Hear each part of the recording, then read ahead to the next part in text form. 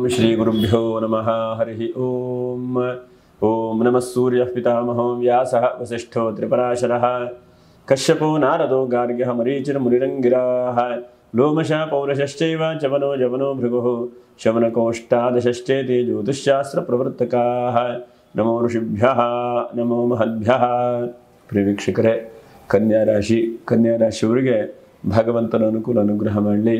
February ತಿಂಗಳಲ್ಲಿ ಕನ್ಯಾ ರಾಶಿಯವರಿಗೆ ಮಾಸ ಭವಿಷ್ಯ ಹೇಗಿದೆ, ಏನಾದರೂ ಶುಭವಾಗುತ್ತಾ, ಮಂಗಲವಾಗುತ್ತಾ, ಅಥವಾ ಇನ್ನೂ ಸ್ವಲ್ಪ ಕಿರಿಕಿರಿ ಸಮಸ್ಯೆಗಳೇ ಮುಂದುವರಿಯುತ್ತಾ ಎಂಬಂಥ ಎಲ್ಲ ವಿಷಯಗಳನ್ನು ಕೂಡ ನಾವು ತಿಳ್ಕೊಳ್ಳೋಣ. ನೋಡಿ, ಉತ್ತರ ನಕ್ಷತ್ರ 2, 3, 4ನೇ ಪಾದ, ಇನ್ನು ಹಸ್ತ ನಕ್ಷತ್ರ 1, 2, 3, 4ನೇ ಪಾದ, ಚಿತ್ತಾ ನಕ್ಷತ್ರ 1, 2ನೇ ಪಾದದವರು ವಿಡಿಯೋ ಮುಗಿಯುವವರೆಗೂ ಕೂಡ ನೀವು ನೋಡ್ತಾ ಇರಿ. ಯಾಕಂದರೆ ನಿಮಗೆ ನಕ್ಷತ್ರ ಪರಿಹಾರಗಳನ್ನು ಕೂಡ ಕೊನೆಗೆ ಹೇಳಲಿಕ್ಕಿದ್ದೇನೆ. 4 ಶುಭವಾದಂಥ ದಿವಸಗಳನ್ನು ಕೂಡ ಹೇಳಲಿಕ್ಕಿದ್ದೇನೆ. ಗ್ರಹ ಸ್ಥಿತಿ ಹೇಗಿದೆ, ರಾಶಿಯಲ್ಲೇ ಕೇತು, ನಿಮಗೆ ರಾಹು ಕೇತು ಪರಿಹಾರ ಬದಲಾವಣೆ ಆಗಿದ್ದಾರೆ. ಒಟ್ಟಿನಲ್ಲಿ ರಾಶಿಯಲ್ಲಿ ಕೇತು, ಸಪ್ತಮದಲ್ಲಿ ರಾಹು, ಅಷ್ಟಮದಲ್ಲಿ ಗುರು ಅಷ್ಟೊಂದು ಬಲಿಷ್ಠವಾಗಿಲ್ಲ. ನಿಮಗೆ ಅಷ್ಟಮದ ಗುರು ಒಳ್ಳೆಯವನಲ್ಲ. ಇನ್ನು ಷಷ್ಠದ ಶನಿ ಬಹಳ ಒಳ್ಳೆಯವನು. ಯಾಕಂದರೆ ಷಷ್ಠಕ್ಕೆ ಶನಿ, ಪಂಚಮ ಶನಿ ಒಳ್ಳೆಯದಲ್ಲ, ಷಷ್ಠಕ್ಕೆ ಶನಿ ಬಂದಾಗ ಶನಿ ಅತ್ಯಂತ ಬಲ ಅಂತೇಳಿ ಹೇಳ್ತೇವೆ. ಇನ್ನು ಪಂಚಮದ ರವಿ, ಬುಧ ಮತ್ತು ಕುಜರು, ಇದು ಪರವಾಗಿಲ್ಲ. ಯಾಕಂದರೆ ವ್ಯಾಧಿಪತಿ ಪಂಚಮದಲ್ಲಿರುವುದು ಒಳ್ಳೆಯದೇ, ಆದರೆ ಅವನು ಬುಧನ ಜೊತೆಗಿರುವುದು ಸ್ವಲ್ಪ ಒಳ್ಳೆಯ ರೀತಿಯಾದಂಥ ಫಲಗಳನ್ನು ಕೊಡಬಹುದು.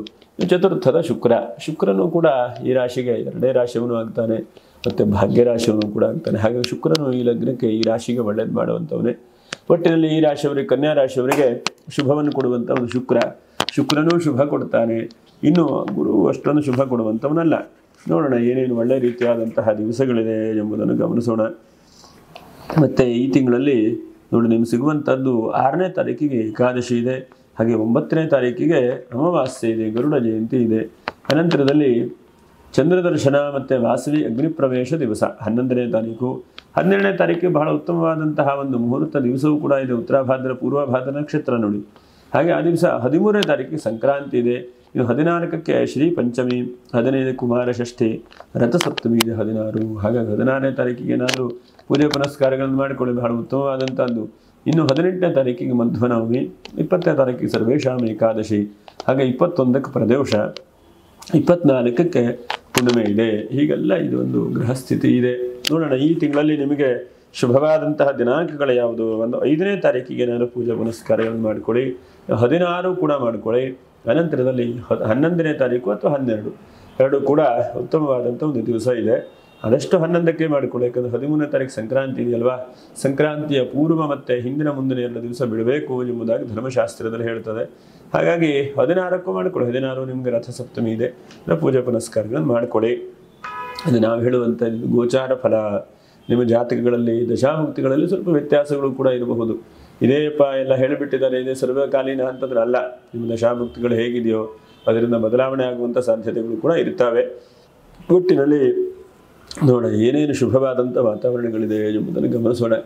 ಒಂದನೇದಾಗಿ ಕನ್ಯಾ ರಾಶಿಯವರು ಬಹಳ ಜನ ಒದ್ದಾಡ್ತಾ ಇದ್ದೀರಿ, ಮದುವೆ ಆಗ್ತಾ ಇಲ್ಲ, ಮದುವೆ ಆಗಿಲ್ಲ ಅಂತ ಹೇಳಿ ಬಹಳ ಒದ್ದಾಡ್ತಾ ಇದ್ದೀರಿ, ಗೊತ್ತಾಯ್ತಾ ಇಲ್ಲ. ಆದರೆ ಈ ಸದ್ಯಕ್ಕೆ ನಿಮಗೆ ಶುಕ್ರನು ಚತುರ್ಥಕ್ಕೆ ಬಂದಿದ್ದಾನೆ, ಪರವಾಗಿಲ್ಲ ಅಂಥೇಳಿ ಹೇಳಬಹುದು. ಶೀಘ್ರವಾಗಿ ವಿವಾಹ ಆಗತ್ತೆ ಹೇಳೋದು ಸ್ವಲ್ಪ ಕಷ್ಟವೇ. ನಿಮ್ಮ ಜಾತಕದಲ್ಲಿ ದಶಾಭುಕ್ತಿಗಳೇನಾದ್ರು ಪೂರಕವಾಗಿ ಬಂದರೆ ಆಗಬಹುದು, ಇಲ್ಲ ಅಂತ ಸ್ವಲ್ಪ ಒದ್ದಾಡುವಂತಹ ಪ್ರಯತ್ನ ಆಗಬಹುದು. ಒಟ್ಟಿನಲ್ಲಿ ವಿವಾಹಕ್ಕೆ ಪ್ರಯತ್ನಗಳನ್ನು ಬಿಡಲಿಕ್ಕೆ ಹೋಗಬೇಡಿ. ಯಾಕಂದರೆ 4ನೇ ತಿಂಗಳ 5ನೇ ತಿಂಗಳ ಅನಂತರದಲ್ಲಿ ಗುರು ಬರ್ತಾನೆ. ಮೇ 1ಕ್ಕೆ ಗುರು ನಿಮ್ಮ ರಾಶಿಯಿಂದ, ಅಂದರೆ 8ನೇ ರಾಶಿಯಲ್ಲಿದ್ದಂಥವನು 9ನೇ ರಾಶಿಗೆ ಹೋಗ್ತಾನೆ. ಅದೇ ಈ ಪ್ರಯತ್ನ ಮಾಡ್ತಾ ಇರಿ. ಮನುಷ್ಯ ಪ್ರಯತ್ನಗಳನ್ನು ನಾವು ಆರಂಭ ಮಾಡಬೇಕು. ಆರಂಭ ಮಾಡಿದ್ರೆ ದೈವಾನುಗ್ರಹ ಆಗುತ್ತೆ. ವಿವಾಹಕ್ಕೆ ಸ್ವಲ್ಪ ಜಂಜಾಟ. ಅನಂತರದಲ್ಲಿ ಇನ್ನೇನು ಕುಟುಂಬ ಸ್ಥಾನದಾದಂತಹ ಶುಕ್ರನು 4ನೇ ರಾಶಿಯಲ್ಲಿದ್ದಾನೆ. ಅಲ್ಲಿ ಕುಟುಂಬಕ್ಕೆ ಒಳ್ಳೆಯದಿದೆ, ನಿಮ್ಮಿಂದ ನಿಮ್ಮ ಕುಟುಂಬಕ್ಕೆ ಸದಸ್ಯರಿಗೆ ಒಳ್ಳೆಯದಿದೆ. ಮತ್ತೇನೋ ಭೂಮಿ ವ್ಯಾಪಾರ ವ್ಯವಹಾರ ಮಾಡಬೇಕು ಅಂತಂದ್ರೂ ಕೂಡ ಅದಕ್ಕೂ ಕೂಡ ಶುಭವಾದಂಥ ಫಲಗಳಿದ್ದಾವೆ. ಹಾಗೆ ಏನಾದರೂ ಕೂಡ ಕಾನೂನಿನ ತೀರ್ಮಾನ ತೆಗೆದುಕೊಳ್ಬೇಕು, ಅಥವಾ ಒಂದು ಅಗ್ರಿಮೆಂಟ್ ಮಾಡಿಕೊಳ್ಬೇಕು, ಅಥವಾ ಯಾವುದೋ ಸೈಟ್ ತೆಗೆದುಕೊಳ್ಬೇಕು, ಇದಕ್ಕೂ ಕೂಡ ಬಹಳ ಉತ್ತಮವಾದಂಥ ಒಂದು ದಿವಸ ಇದೆ. ನೋಡಿ, ಹಣಕಾಸು ಕೊಡುವಂತಹ ಗ್ರಹ ಚತುರ್ಥದಲ್ಲಿದೆ, ಅನ್ನೋದು ಒಳ್ಳೆಯದೇ ನಿಮಗೆ. ಹಾಗಾಗಿ ಧರ್ಮದಲ್ಲಿ ಪ್ರಾಮಾಣಿಕವಾಗಿ ಕಷ್ಟಪಟ್ಟು ನಿಮಗೆ ದುಡ್ಡು ಬರುತ್ತೆ. ಯಾಕಂದರೆ ಅವರೊಬ್ಬರು ವೃತ್ತಿ ಒಂದೊಂಥರ ಇರ್ತದೆ.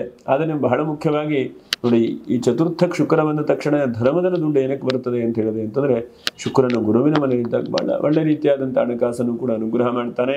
ಅದರ ಜೊತೆಯಲ್ಲಿ ಸ್ವಲ್ಪ ಪ್ರಯಾಣ ಯೋಗವನ್ನು ನೀವು ಕೂಡ ಕಾಣಬಹುದು. ಮತ್ತು ಯಾರು ಲೇಖನಿ ಬರೆಯುವಂಥವ್ರು ಇರಬಹುದು, ಅಥವಾ ಮಾರ್ಕೆಟಿಂಗ್ ಮಾಡುವಂಥವ್ರು ಇರಬಹುದು, ಇವಾಗೆಲ್ಲ ಡಿಜಿಟಲ್ ಮಾರ್ಕೆಟಿಂಗ್ ಆಗಿದೆ ಇಂಥದ್ದು ಮಾಡೋಂಥವ್ರು ಇರಬಹುದು, ಅಥವಾ ಟಿ ವಿ ಮೀಡಿಯಾದಲ್ಲಿ ಕೆಲಸ ಕಾರ್ಯಗಳನ್ನು ಮಾಡ್ತಾ ಇದ್ದಂಥವ್ರು ಇರಬಹುದು, ಅದರ ಜೊತೆಲಿ ಎಷ್ಟಾಗುತ್ತೋ ಅಷ್ಟು ದೊಡ್ಡ ದೊಡ್ಡ ಕಂಪ್ನಿ ಕಟ್ಟಿದವರು ಇರಬಹುದು. ಮತ್ತು ವಿಶೇಷವಾಗಿ CA ನೋಡಿ, ಈ ರಾಶಿಯವರು ಬಹಳ ಜನ CA ಓದದವರನ್ನು ಕೂಡ ನಾವು ನೋಡ್ತೇವೆ. ಹಾಗಾಗಿ ಅಂಥವ್ರು ಇರ್ಬೋದು. ಇಂಥವರಿಗೆಲ್ಲ ಹೆಚ್ಚಿನದಾದಂಥ ಅವಕಾಶಗಳು ಸಿಗುತ್ತೆ. ಮತ್ತು ಮನಸ್ಸಿಗೂ ಕೂಡ ಸಮಾಧಾನ, ನೆಮ್ಮದಿ, ಶಾಂತಿ, ಸಮೃದ್ಧಿಯೂ ಕೂಡ ಸಿಗುತ್ತೆ. ನಾವೆಲ್ಲ ಯೋಚನೆ ಮಾಡ್ತಾ ಇರ್ತೇವೆ ನೋಡಿ, ಜಗತ್ತಿನಲ್ಲಿ ಏನಂತಂದರೆ ಇಷ್ಟೆಲ್ಲ ನಾನು ಕೆಲಸ ಮಾಡ್ತಾ ಇದ್ದೀನಪ್ಪ, ನನಗೆ ಅನುಕೂಲವೇ ಆಗ್ತಾ ಇಲ್ಲ, ಲಾಭಾಂಶಗಳಾಗ್ತಾ ಇಲ್ಲ ಹೇಳಿ. ಆದರೆ ಈ ರಾಶಿಗೆ ನೋಡಿ, ಅದರಲ್ಲೂ ಕೂಡ ಕನ್ಯಾ ರಾಶಿಯವರು ಈ ತಿಂಗಳಲ್ಲಿ, ಫೆಬ್ರವರಿ ತಿಂಗಳಲ್ಲಿ ಸ್ವಲ್ಪ ಒಂದು ಸಮಾಧಾನಕರವಾದಂಥ ವಾತಾವರಣಗಳು, ನೆಮ್ಮದಿ ಸಿಗುವ ಹಾಗೆ, ಮತ್ತು ಮನಸ್ಸಿಗೆ ಯಾವುದೋ ಒಂದು ರೀತಿಯಾದಂತಹ ಒಳ್ಳೆಯ ಆಲೋಚನೆಗಳು ಬರುವ ಹಾಗಾಗುತ್ತೆ. ಅದು ಬಹಳ ಶುಕ್ರನು ಬಹಳ ಒಳ್ಳೆಯದನ್ನು ಮಾಡ್ತಾನೆ. ಇನ್ನು ಅನಂತರದಲ್ಲಿ ಪಂಚಮದ ರವಿ, ಇವನು ಕೂಡ ಒಳ್ಳೆಯವನೇ. ನಿಮಗೆ ಈ ರಾಶಿಗೆ ವ್ಯಯಾಧಿಪತಿಯಾಗಿ ಪಂಚಮದಲ್ಲಿ ಇರುವಂಥದ್ದು ಒಳ್ಳೆಯದೇ. ಆದರೆ ಸ್ವಲ್ಪ ಶನಿ ಮನೆಯಲ್ಲಿದ್ದಾನೆ. ಹಾಗಾಗಿ ಸ್ವಲ್ಪ ಶತ್ರುಗಳ ವೃದ್ಧಿಯಾಗುವಂಥ ಚಾನ್ಸಸ್ಸು. ಯಾರಿಗೋ ಒಂದು ವಿಷಯಗಳನ್ನು ಹೇಳ್ತೀರಿ, ಅದೇ ನಾಳೆಗೆ ನಿಮಗೆ ಮುಳುವಾಗಿ ನಿಂತು ಬಿಡುತ್ತೆ. ಎಷ್ಟೋ ಸಲ ಇನ್ನೊಬ್ಬರಿಗೆ ಅಂತಹದ್ದು ಸಮಸ್ಯೆಗಳು ಬರುತ್ತೆ. ಉದಾಹರಣೆಗೆ ಕಾನೂನಿನ ಯಾವುದೊಂದು ತೊಡಕನ್ನು ಈ ಥರ ಇದೆಯಪ್ಪ ನೋಡ್ಕೊ ಅಂತ ಹೇಳ್ತೇವೆ, ಅದರದೇ ಸ್ವಲ್ಪ ಕಿರಿಕಿರಿ ಆಗುವಂಥ ಸಾಧ್ಯತೆಗಳು ಇರ್ತವೆ. ಹಾಗಾಗಿ ಸ್ವಲ್ಪ ಜಾಗ್ರತೆ ವಹಿಸ್ಕೊಳ್ಬೇಕು. ವಿದ್ಯಾರ್ಥಿಗಳ ಜೀವನದಲ್ಲಿ ಬಹಳ ಶುಭ ಅಂತೇಳಿ ಹೇಳ್ತೇವೆ. ವಿದ್ಯಾಭ್ಯಾಸ ಮಾಡ್ತಾ ಇದ್ದಂಥವ್ರು ಎಲ್ಲರಿಗೂ ಕೂಡ ಶುಭವಾಗುತ್ತೆ. ಸಮಾಧಾನದಿಂದ ಬಹಳ ಚೆನ್ನಾಗಿ ವಿದ್ಯಾಭ್ಯಾಸ ಆಗುವಾಗ ಆಗುತ್ತೆ. ಷಷ್ಠದ ಶನಿ, ವಾಹನದಲ್ಲಿ ಅಭಿವೃದ್ಧಿ ಆಗುವಂಥದ್ದು. ಎಷ್ಟೋ ಸಲ ನಾವು ನೋಡ್ತಾ ಇರ್ತೇವೆ, ವಾಹನದಲ್ಲಿ ಕಿರಿಕಿರಿ ಸಮಸ್ಯೆಗಳಾಗ್ತಾ ಇರ್ತದೆ. ಆದರೆ ಈ ತಿಂಗಳಲ್ಲಿ ನಿಮಗೆ ವಾಹನದ ಅಭಿವೃದ್ಧಿ ಆಗುವಂಥದ್ದು. ಹಳೆ ವಾಹನ ಇದ್ದರೆ ಅದನ್ನು ಸೇಲ್ ಮಾಡಿ ಹೊಸ ವಾಹನ ಖರೀದಿ ಮಾಡುವಂಥದ್ದು. ಹೊಸ ವಾಹನ ಇದ್ದರೆ ಅದರಿಂದಲೂ ಕೂಡ ಹೆಚ್ಚಿನದಾದಂಥ ಲಾಭಾಂಶಗಳು ಪಡೆಯುವಂಥ ಸಾಧ್ಯತೆಗಳಾಗುತ್ತೆ. ನೋಡಿ ಎಷ್ಟು ಚೆನ್ನಾಗಿದೆ. ಷಷ್ಠದ ಶನಿ ನೀವು ಬಹಳ ಉತ್ತುಂಗಕ್ಕೆ ನಿಮ್ಮನ್ನು ಕರ್ಕೊಂಡು ಹೋಗ್ತಾ ಇದ್ದಾನೆ. ನೀವು ಅಂದ್ಕೊಳ್ತಾ ಇದ್ದೀರಿ ಗುರುಬಲ ಇಲ್ಲಲ್ಲ, ಇನ್ನು ಒದ್ದಾಡ್ತಾ ಇದ್ದಾನೆ ಅಂತ ಹೇಳಿ. ಆದರೆ ಈ ಒದ್ದಾಟ, ಈ ಒಂದು ಪ್ಲ್ಯಾನ್ ನಿಮಗೆ ಏನಿದೆ ಅಲ್ವಾ, ಮುಂದೆ ಒಂದು ಬಹಳ ಉತ್ತಮವಾದಂತಹ ಫಲಗಳನ್ನು ಅನುಗ್ರಹ ಮಾಡ್ತದೆ. ಇನ್ನು ರಾಹು ಸಪ್ತಮದಲ್ಲಿದ್ದಾನೆ. ಹಾಗಾಗಿ ಎಷ್ಟೋ ಜನಕ್ಕೆ ಮದುವೆಯಾಗಿ ಡೈವರ್ಸಿಗೆ ಪ್ರಯತ್ನ ಮಾಡ್ತಾ ಇದ್ದಂಥವ್ರು ಇರಬಹುದು. ಅಂಥವ್ರು ಸ್ವಲ್ಪ ಜಾಗ್ರತೆ ವಹಿಸ್ಕೊಳ್ಳಿ. ಆದಷ್ಟು ತಗ್ಗಿ ಬಗ್ಗೆ ಹೊಂದಾಣಿಕೆ ವ್ಯವಸ್ಥೆಗಳನ್ನು ನೋಡ್ಕೊಳ್ತಾ ಬನ್ನಿ. ಯಾಕಂದರೆ ವಿವಾಹ ಆಡುವಂಥದ್ದು ಜೀವನದಲ್ಲಿ ಒಂದು ಸಲ ಆಗಿರುತ್ತೆ. ಆ ವಿವಾಹ ಹೇಗೆ ಆಗಬೇಕು, ಏನೇನಾಗಬೇಕು ಅನ್ನುವಂಥದ್ದು ದೈವಿ ಸಂಕಲ್ಪ. ಆದಷ್ಟು ನಾವು ಇನ್ನೊಬ್ಬರನ್ನು ಅರ್ಥ ಮಾಡಿಕೊಂಡು, ಇನ್ನೊಬ್ಬರನ್ನು ಹೊಂದಾಣಿಕೆ ಮಾಡ್ಕೊಂಡು ಹೋಗುವಂಥದ್ದು. ನಾನು ಹುಡುಗನ ಬಗ್ಗೆನೂ ಹೇಳ್ತಾ ಇಲ್ಲ, ಹುಡುಗಿ ಬಗ್ಗೆನೂ ಕೂಡ ಹೇಳ್ತಾ ಇಲ್ಲ. ಅದಷ್ಟು ಇಬ್ಬರೂ ಕೂಡ ಅದನ್ನು ಮಾಡುವಂತಹ ಒಂದು ಪ್ರಯತ್ನವನ್ನು ಮಾಡಿಕೊಳ್ಳಿ. ಕಾಲ, ದೇಶ, ಜನ, ಜಗತ್ತು, ಹಣಕಾಸು ಏನೇ ಕೂಡ ಇರಬಹುದು. ಆದರೆ ಎಲ್ಲದಕ್ಕಿಂತನೂ ಕೂಡ ಮೀರಿರುವಂಥದ್ದು ಮನುಷ್ಯತ್ವ ಭಾವನೆ. ಹಾಗಾಗಿ ಅದಕ್ಕೆ ಹೆಚ್ಚಿನದಾದಂತಹ ಬೆಲೆಗಳನ್ನು ಕೊಡುವಂತಹ ಒಂದು ಪ್ರಯತ್ನವನ್ನು ಮಾಡಿ. ಅಷ್ಟಮದ ಗುರು, ಸ್ವಲ್ಪ ಕೆಲಸ ಮುಂದೆ ಹೋಗ್ತದೆ. ಇಂಟರ್ವ್ಯೂ ಎಲ್ಲ ಆಗ್ತದೆ, ಇನ್ನೊಂದು ಸೆಲೆಕ್ಟ್ ಆಗ್ತದೆ ಹೇಳುವಾಗ ಕಟ್ಟಾಗ್ತಾ ಇದೆ ಅಲ್ವಾ. ಹಾಗಾಗಿ ನಕ್ಷತ್ರ ಪರಿಹಾರ ನೋಡೋಣ. ಅನಂತರದಲ್ಲಿ ದಶಮದ ರಾಶ್ಯಾಧಿಪತಿಯಾದಂಥ ಬುಧನೂ ಕೂಡ ಪಂಚಮದಲ್ಲಿ ಕೂತಿದ್ದಾನೆ. ಹಾಗಾಗಿ ಕಾನೂನಿನಿಂದ ನಿಮಗೆ ಸಪೋರ್ಟ್ ಸಿಗುತ್ತದೆ. ಮತ್ತು ಯಾವುದೋ ಒಂದು ಕಳೆದೋದಂಥ ವಸ್ತು ಇರಬಹುದು, ವಾಹನ ಇರಬಹುದು, ನಿಮಗೆ ಪುನಃ ನಿಮ್ಮ ಕೈಗೆ ಸಿಗುವಂಥ ಚಾನ್ಸಸ್ ಆಗುತ್ತೆ. ಎಷ್ಟೋ ಸಲ ನೋಡ್ತೇವೆ ನಾವು, ಭಾರಿ ಕಷ್ಟ ಇದೆಯಲ್ಲ ಅಂತೇಳಿ ಒಂದು ಸೈಟನ್ನು ಸೇಲ್ ಮಾಡಿಬಿಡ್ತೇವೆ. ಆದರೆ ಪುನಃ ಅದೇ ಸೈಟನ್ನು ಕೂಡ ಕಡೆಗೆ ನಮಗೆ ಹಣಕಾಸಿನ ಅನುಕೂಲ ಆದಾಗ ನಾವು ಕೊಂಡ್ಕೊಳ್ತೇವೆ. ಎಷ್ಟೋ ಜನ ಭೂಮಿ ವ್ಯವಹಾರ ಮಾಡೋರು ನೋಡ್ತೇವೆ ನಾವು. ಇಂಥದ್ದು ಅವ್ರ ಜೀವನದಲ್ಲಿ ನಡೀತಾ ಇರ್ತದೆ. ಅದು ಒಂದು ಸಲ ಹಾಗೆ, ಒಂದು ಸಲ ಹೀಗೆ ಅಂತ ಆಗುತ್ತೆ. ಕಾಲಚಕ್ರ, ಯಾವ ಗ್ರಹಗಳು ಎಲ್ಲೆಲ್ಲಿ ಒಳ್ಳೆಯ ಸ್ಥಾನಕ್ಕೆ ಬಂದಾಗ ಒಳ್ಳೆಯ ಫಲ ಕೊಡ್ತಾರೆ, ಅದೇ ರೀತಿಯಾಗಿ ಕೆಟ್ಟ ಸ್ಥಾನಕ್ಕೆ ಬಂದಾಗ ಅದೇ ರೀತಿಯ ದುಷ್ಫಲಗಳನ್ನು ಕೂಡ ಗ್ರಹಗಳು ಕೊಡ್ತಾರೆ. ಯಾಕಂದರೆ ಕಾಲದ ಅಧೀನವಾದಂತಹ ಒಂದು ಜಗತ್ತು. ಆ ಕಾಲದಲ್ಲಿ ಆ ಕಾಲವೂ ಕೂಡ ಗ್ರಹಗಳನ್ನು ಸಿದ್ಧ ಮಾಡಿ, ನೋಡಪ್ಪ ಇಂತಿಂಥ ಸ್ಥಾನದಿಂದ ಹೀಗೆ ಫಲ ಕೊಡು ಅಂಥೇಳಿ ಆ ಗ್ರಹಗಳನ್ನು ಕೂಡ ಕಾಲವೇ ನಿಯಮವಾಗಿ ಮಾಡಿದೆ. ಅದು ರಾಶ್ಯಾಧಿಪತಿಯಾದಂಥ ಬುಧನು ನೀವು ಪಂಚಮದಲ್ಲಿದ್ದಾನೆ. ಹಾಗಾಗಿ ಏನೋ ನಿಮ್ಮ ವಿದ್ಯೆಯಲ್ಲಿ ಡೆವಲಪ್ ಆಗುವಂಥದ್ದು, ಏನೋ ಒಂದು ಕಲಿಯುವಂತಹದ್ದು, ಮತ್ತು ಇನ್ನೊಬ್ಬರಿಗೆ ಏನೋ ಒಂದು ಹೇಳ್ಕೊಡುವಂತಹದ್ದು. ಯಾಕಂದರೆ ಎಷ್ಟೋ ಸಲ ನೋಡಿ, ವ್ಯಯೇ ಕೃತೆ ವರ್ಧತ ಏವ ನಿತ್ಯಂ ಅಂತ. ನಾವು ಎಷ್ಟು ಅದನ್ನು ಖರ್ಚು ಮಾಡ್ತೇವೆ ವಿದ್ಯೆಯನ್ನು, ಅಷ್ಟು ವಿದ್ಯೆ ಬೆಳೀತದೆ ಎಂಬುದಾಗಿ. ಬೇರೆ ಎಲ್ಲ ಖರ್ಚು ಮಾಡಿದ ತಕ್ಷಣ ಏನಾಗುತ್ತೆ, ಖರ್ಚಾಗಿ ಹೋಗ್ತದೆ ಅಲ್ವಾ. 2 kg ಸಕ್ಕರೆ ಇದ್ದರೆ 1 kg ಸಕ್ಕರೆ ಇನ್ನೊಬ್ಬರಿಗೆ ಕೊಟ್ಟರೆ ಅದು 1 kg ಕಡಿಮೆ ಆಗುತ್ತೆ. ಅದರ ಜಗತ್ತಿನಲ್ಲಿ ವೃದ್ಧಿಯಾಗುವಂಥದ್ದು ಯಾವುದಪ್ಪ ಅಂತಂದರೆ ವ್ಯಯೇ ಕೃತೆ ವರ್ಧತ ಏವ ನಿತ್ಯಂ.